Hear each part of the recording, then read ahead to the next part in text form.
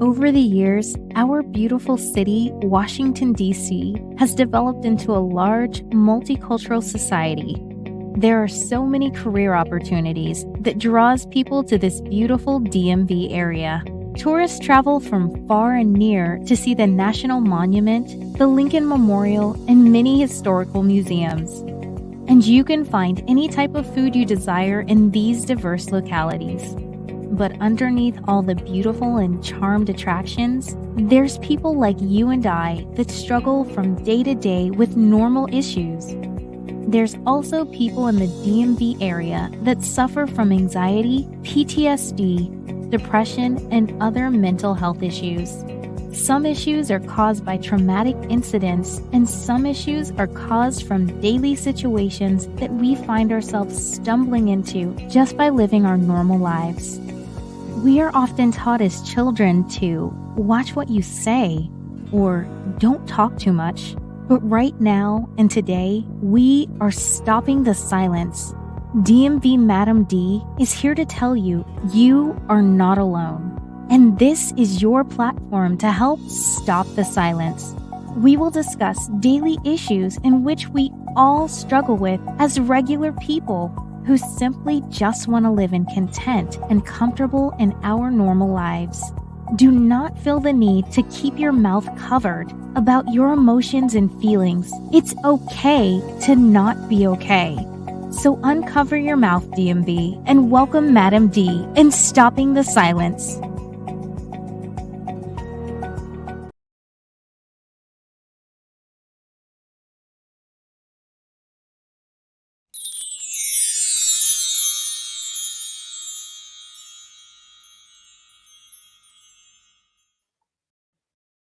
Welcome to another episode of Stopping the Silence, and we are so excited to have Minister Will McCoy Jr. here with us. And today's episode is called In the Den.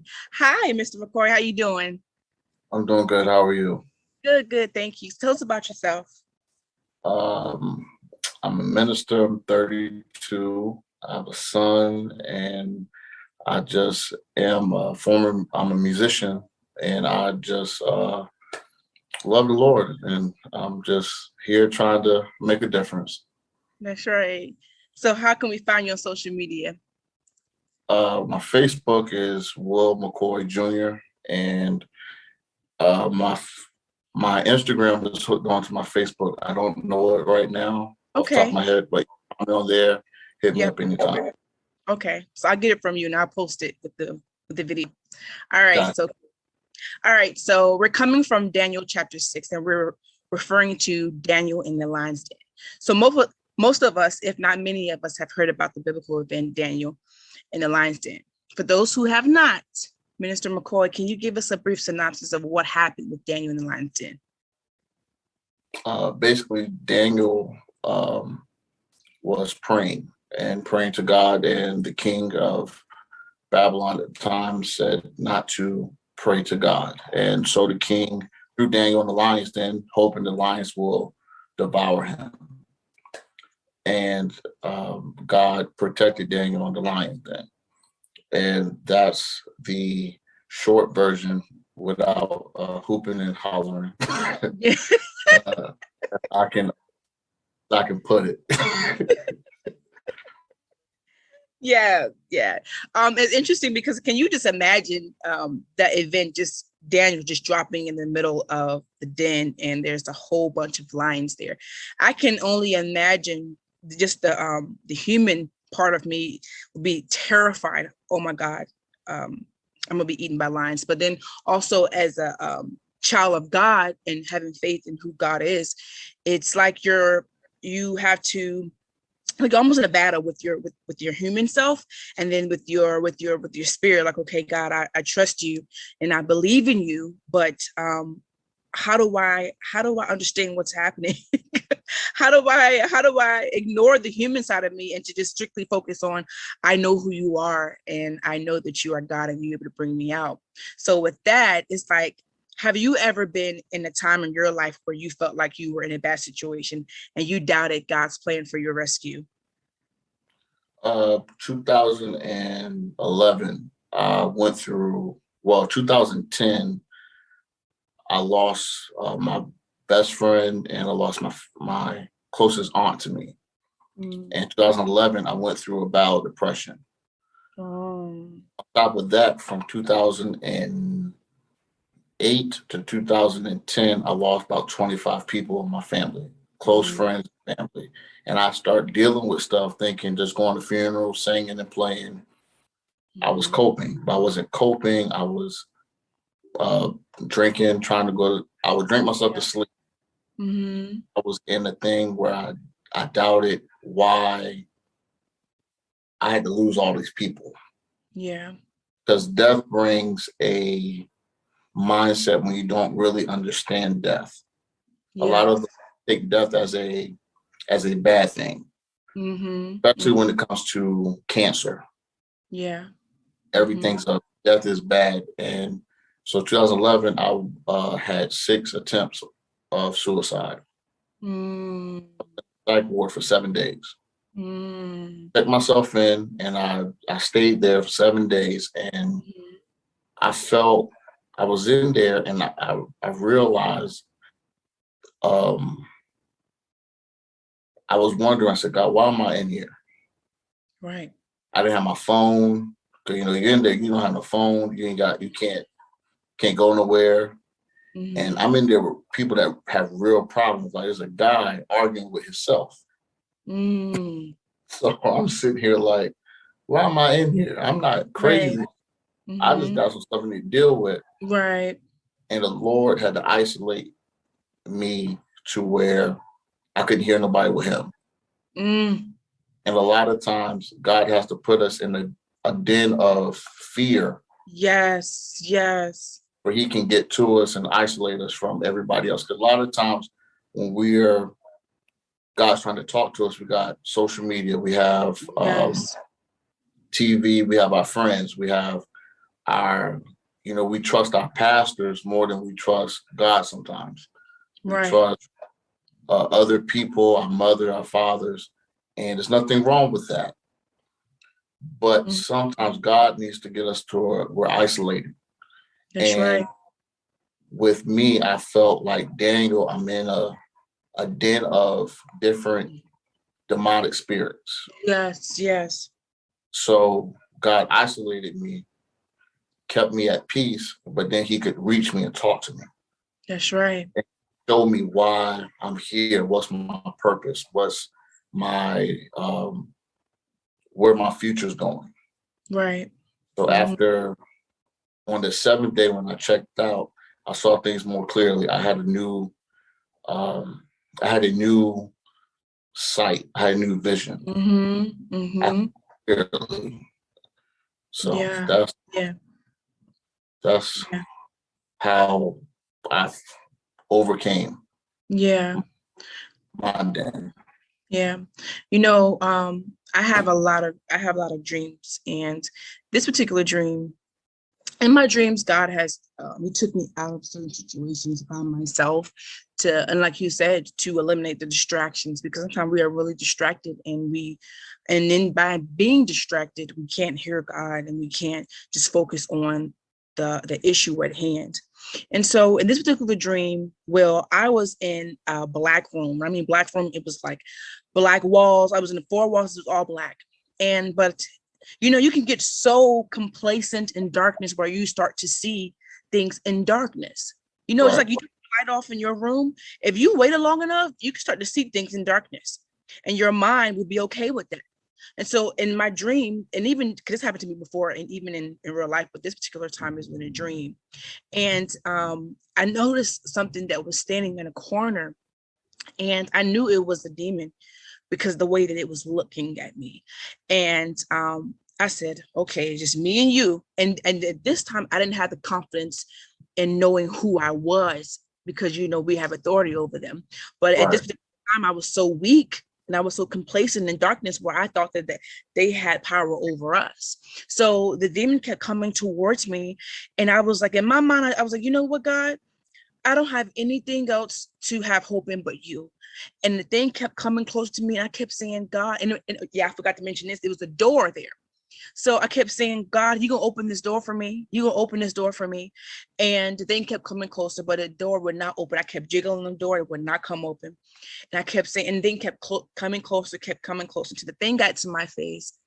And I said, God, I know you're gonna open this door for me. I just know it. I have no doubt you're gonna open this door for me. And as soon as the thing got to super close to my face, I woke up.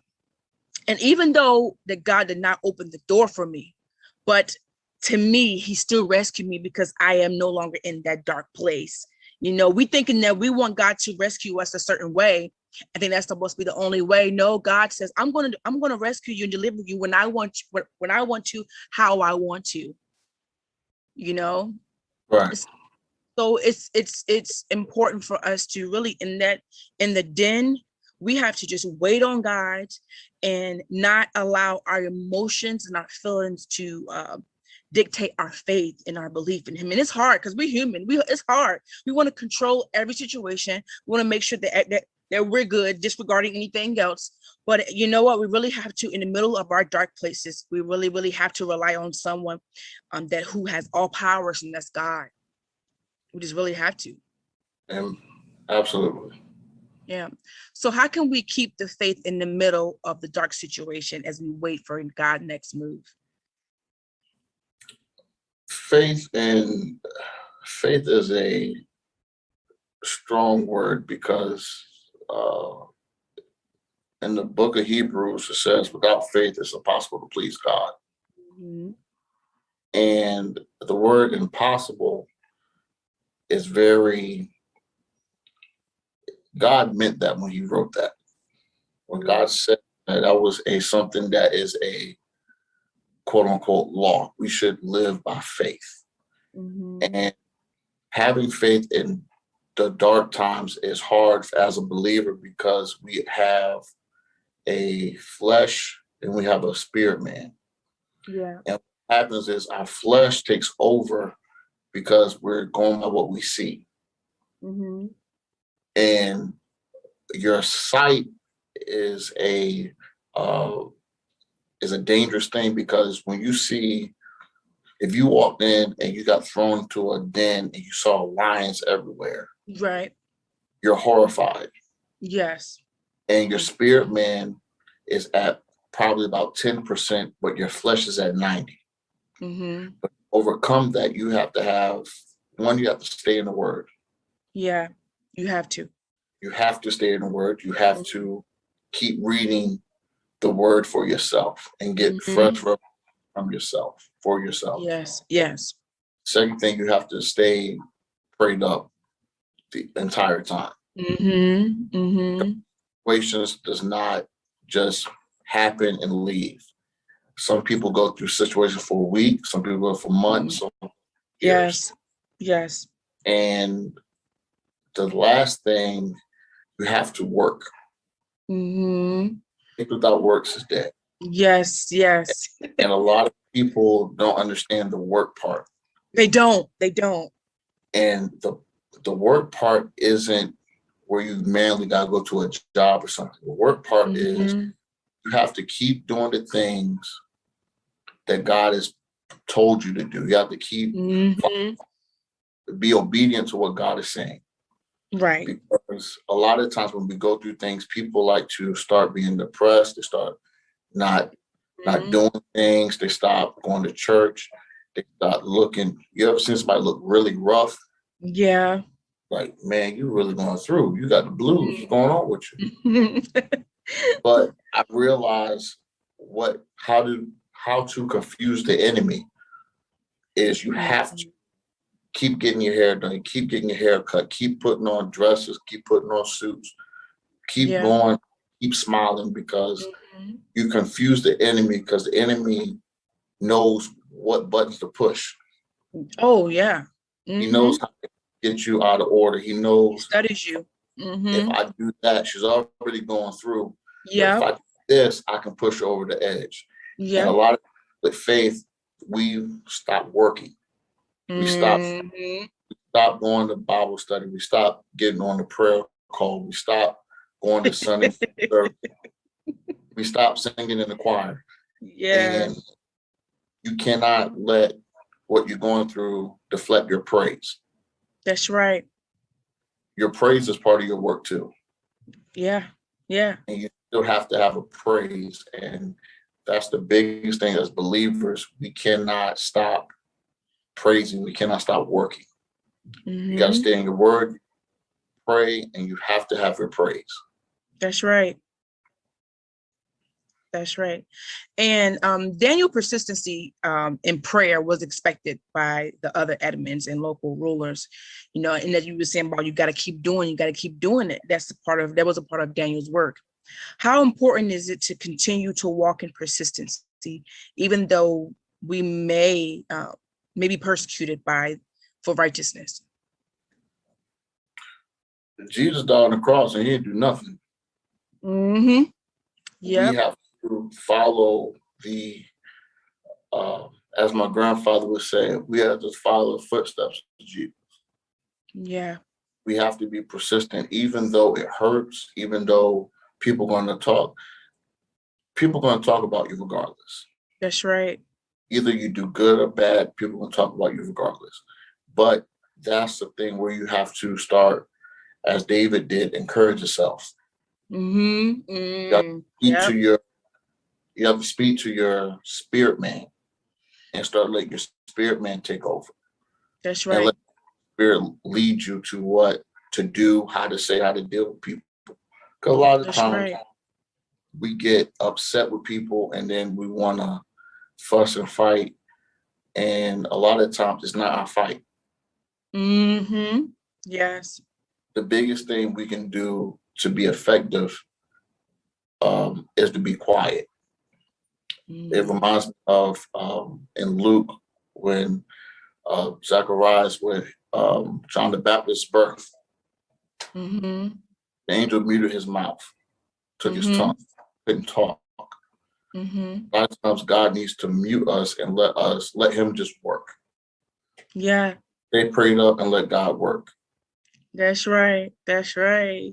But sometimes we don't want that. We want to do what we want to do, but not just physically, but we want things to come like this. Right. And we get so impatient. Right. And that's because of the world. Yeah. The world made us very impatient. You don't have to get out your car to get food anymore. That's true. That's true. Now, first there were drive-thrus, but now people will bring your food to you. Yeah.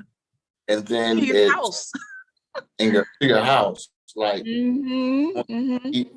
You go, so everything's instant. So when it comes to in the spirit realm, we think things supposed to happen in the worldly realm, just like it does for us, and it doesn't work like that. Right.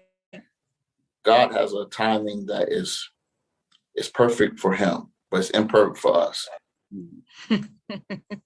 But he's always on time. That's right. He's always on time. Everything works in a timely fashion. So that's right. Our faith it just has to take over. Your spirit, man, you have to. I had a pastor one time, he said, keep your faith light on. You have to keep it. That's right. And Will, the deeper that you get in relationship with God is the more the prioritizing of God's will over your life. Because it comes to a point where, and I'm in that stage now, it comes to a point where because I love God and because I trust in him that much, I am completely giving everything, and not just a part of me, but everything to him, because I know that he has the power. But yet, because I love him and I trust him, I know that his will is going to be done. So because his will is going to be done, I have to make sure that everything that I have, my body, my spirit, my soul, is towards him, because his will is going to be done. So my will, I have no will. If I am submitting myself to God, if I'm submitting my life, my soul, my spirit to God, that means his priority is going to be in front of everything I do, because that's what's going to happen. His will is going to be done regardless. God's word is going to come to pass regardless. My words is not, but his will is. His words is. So because I love him, because I trust in him, I'm like, you know what, God? At the end of the day, you're going to win. So I'm going to leave it all to you. Just gotta trust the process. You do. And then no matter how bad it hurts, I'm telling you, it hurts. It hurts. It burns. But you know what? It's like, okay, God. And you know what? I ask God, every day. I said, Lord, please expose my emotions when it comes to you. Right. When I mean exposing, I mean if I'm getting sad or upset about a decision that you're making over my life, let me expose it to me and say, hey, you're doing this again. No, oh, you're right, God, I'm sorry. So that way I am now realizing that I'm doing it. So now I'm cautious. I'm doing okay, Lord. If I trust you, I'm recognizing that I have to give you everything, not just a part of me, but everything. Absolutely. So God sent his angel down to shut the lion's mouth, preventing Daniel from getting harmed. How difficult is it as humans to just sit back and allow God to be God? And we just talked about that. Right. We have the biggest part for us is we don't know how to not be in control. Yep. Because we've grown, as we grow from babies to teenagers, our mothers and fathers are in control. But then when we turn 18, they pass the reins to us and we have control of our lives. So now we're dealing with different demons and different spirits that we're not used to, because before our parents was dealing with them for us. So for us to be in control, we feel like we have to take care of everything. And that's the biggest thing. Me personally, I deal with that because I like to know my next 5 moves before I get to my first move. Right. The biggest thing is when it comes to money. Biggest thing, because it's something that we need and we feel like we have to have it. You're right. But the moment when it gets funny, that's when we're praying to God and, Lord, I got this bill coming up. I got this coming up, mortgage. It seems like when you're short on money, things start happening. Yeah. And we're not. Yes.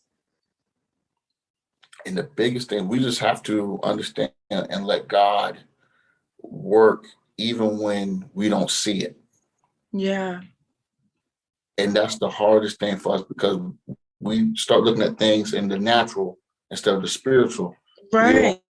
That he's sending an angel to protect us. We're sending an angel with that finance that you need at that moment. Because we're panicking. We start panicking. And that's the biggest thing. We can't start panicking. We just got to trust the process. I was watching a clip, Kirk Franklin, he was talking about a cake. And he was like, if you put the ingredients to the cake, but if you take one ingredient out, it's not going to make the cake taste the same at all. He said you have to have all the ingredients and then you have to let it cook. Yes, you right. Can't cook too fast. You can't put the heat on high and let it cook. Be right. Have to go through the process to get the end result. That's right. And a lot of times we try to skip over it because we're impatient and we don't know how to not be in control. That's right. That's right. And God starts you off with small things. Faith, building your faith is not something that happens overnight.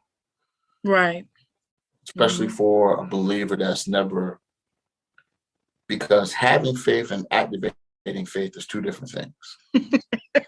That's the truth. Having faith is like, Lord, if you get me down to this corner, if I can put gas in, you're having faith in what you need at that moment. But activating faith is having faith in something that you can't even see what's about to happen. That's true.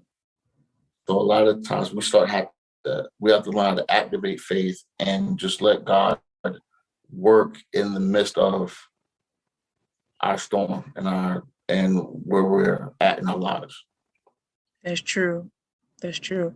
I like how you said that us humans, we only operate from the things that we see, because it's hard for us to be convinced for the unseen world. But the unseen world is more real than the seen world. And if that wasn't the case, we wouldn't be here.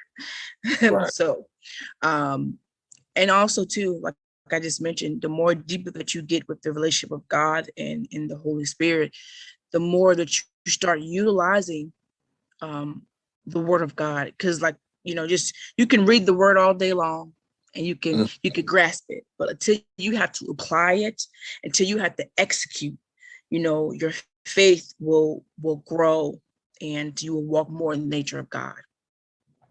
Absolutely. The next morning, King Darius asked Daniel, "Did your God deliver you from the lions?"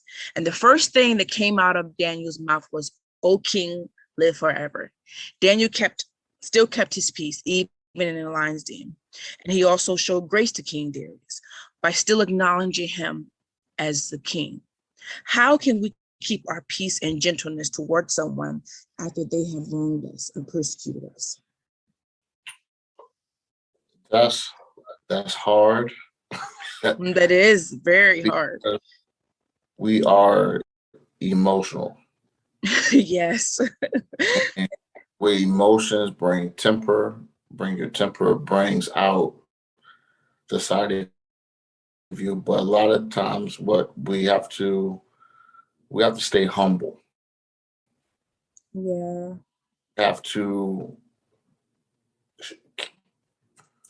We have to show the respect of the title. Mm. You have to show the respect of the title, because a lot of people go after titles and they use the title that they have. And when someone harms you, it's never someone far away from you. It's your closest person to you. And you have to respect them for who they are, but you also have to let them know God did this, not me. And the forgiving part is the hard part, because you're not forgiving them for them. You're not saying that you're accepting an apology for them. You're accepting your apology for you. Because people that wrong you sleep well at night. You're the only one that's up. I've been there. People that wrong me, I stayed up all night long, mad, upset, walking the floor all night. Yeah. And these jokers are here asleep. And it makes you upset because they don't have they feel like it's over with. But carrying that, and then what you do when you carry that weight of resentment and anger and stuff, you block your own blessings. Yeah. It's like having too much baggage going to the airport. You can't. If you have too much baggage, you can't get on the plane. So I like it. You'll miss your plane ride. You'll miss your plane because you got to check all this luggage. If you went on with that carry-on, you already been on the plane. You've been sitting, relaxing. Yeah. And a lot of times we miss our blessings because we're carrying too much weight. That's right. That's right, Will. And I think too, the more that you spend time with God, the more that you surrender yourself to God, the more you worship God, the more that God can change you. He can do some operation inside of you that can change the way you think, the way you operate, and you get more of Him.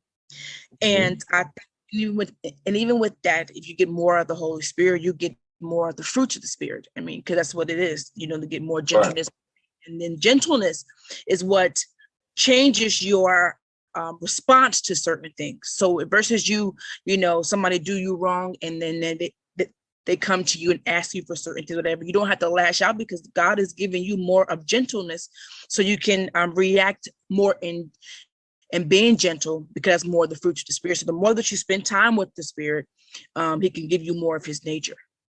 Right. One last question, and this is really, really a lot of people are really dealing with this, Will. And if there is someone out there that feels like they're in a dark place of the unknown, and they feel like they're being attacked by the adversary, what would you tell them to encourage them to just wait on God?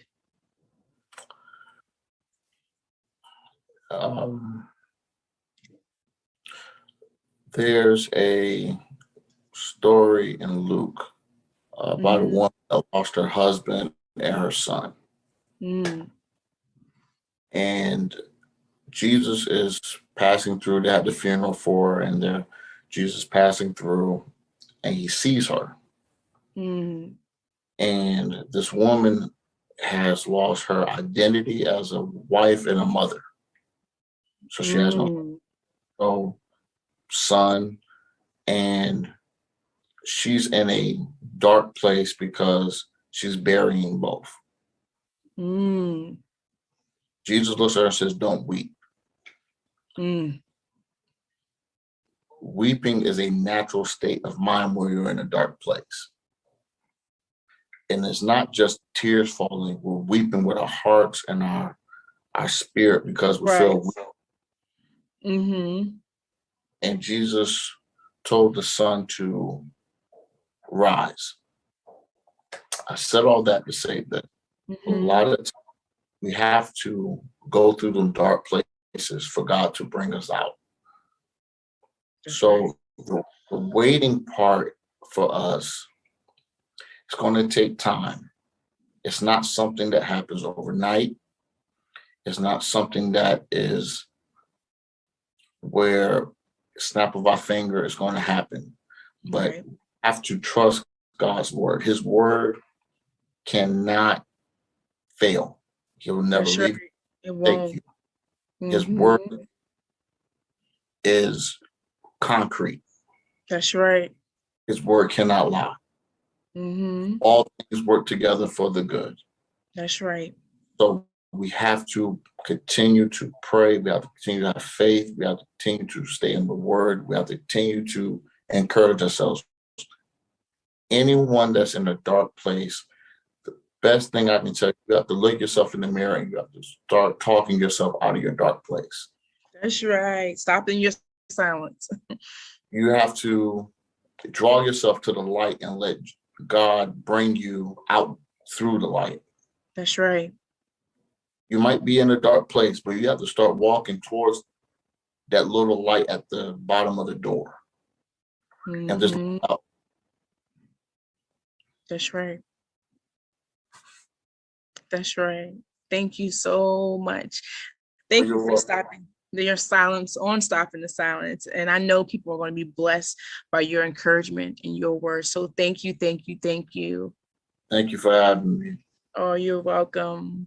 Thank you all for joining us with another episode of Stopping the Silence. Join us next Sunday with a new episode. And remember to follow us on our social media and also visit our website. And remember that you are not alone. Help me to help you to stop your silence. May God bless you, and we will see you next Sunday. Stopping the Silence.